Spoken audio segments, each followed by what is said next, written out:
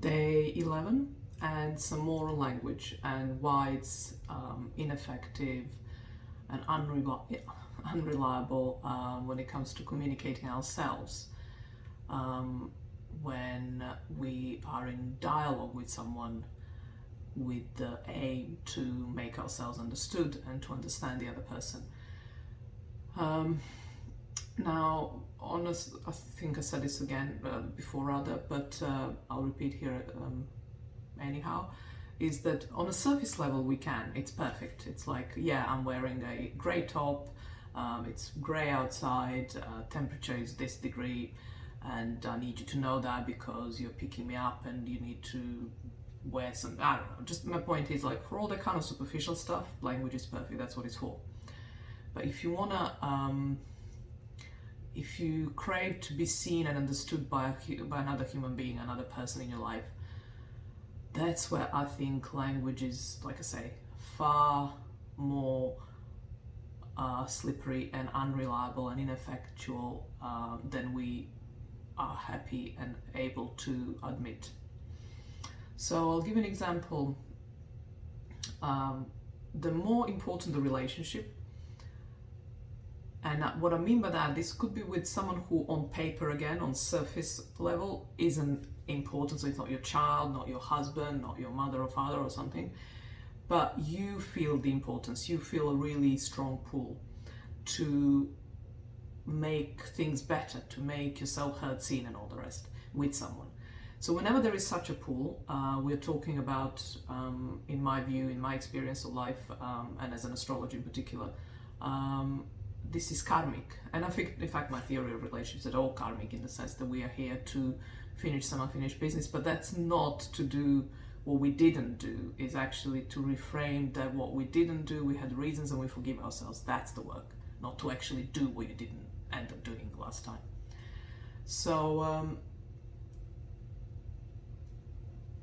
gonna pause this for a moment. So one of the reasons why language, when we are in this kind of relationship I just described, isn't good enough tool, is because we don't actually know this past life story. We don't actually know, unless we do, and we do it because we do past life regression or we have access to that information somehow, but also the other person, or at least they need to be open to hearing it from, your end, as in, like, the story, so you tell them and they are open to it. They are not dismissing it because it's from another life. So there has to be, like, you both have to be happy to view the relationship within that much bigger and deeper and longer time frame than what your current story is. And so, aside the whole karma incarnation and stuff that I believe in, and I find it actually true myself, I do, let me kind of talk about a little bit an example where you can relate to, presumably, but also why the life that you have isn't accounting for all that misunderstanding. So I'll use an example from my life with an important person, and we have a push and pull relationship where there's a lot of guilt and a lot of kind of, you owe me stuff going on. And it's just been heartbreaking us, like it's been a heartbreak for both of us over and over and over again. The moment we slip into that, oh, why haven't you been there for me? Why haven't you, oh, you owe me that to be there for me kind of thing. Or, the other person is doing all out of that sense of debt and all sense of guilt and not really out of love. And love is there. And so far I haven't been able, and the person equally, but I don't know if they're as open to past lives, possibly. But yeah, not as kind of clearly and invitingly, so it would have to be a conversation that could potentially work, but I will maybe have it in the near future, but haven't yet. So my point is, all our issues essentially are rooted in that story. So unless we talk about that story, we're never going to resolve anything. So the language, it's almost like the language is used to describe the wrong things.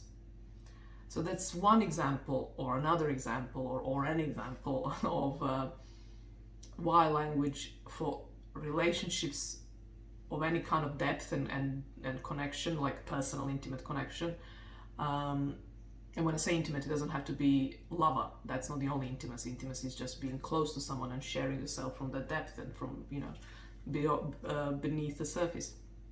And so because we don't talk about what needs to be talked about, that is, if at all we need to talk about it.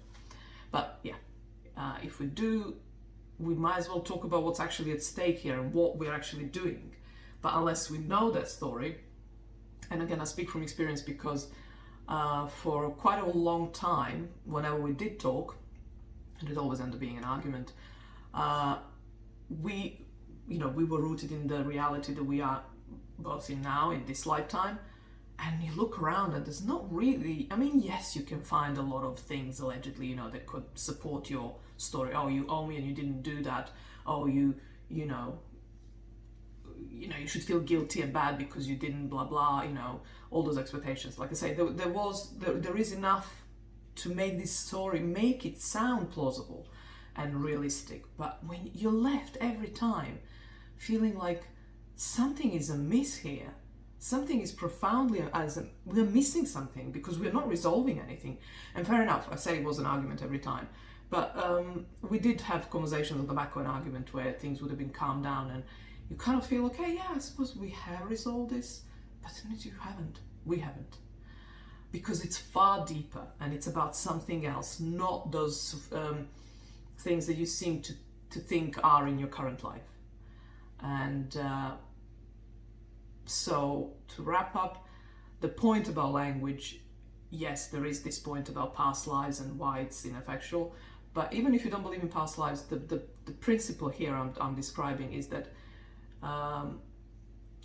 the feelings that are beneath the feelings you think are the reason for you doing A, B, or C, and the reasons, the feelings you have for the person or whatever. Unless you know those beneath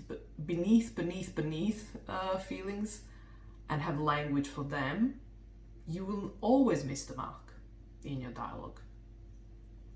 And that's it. Day 11.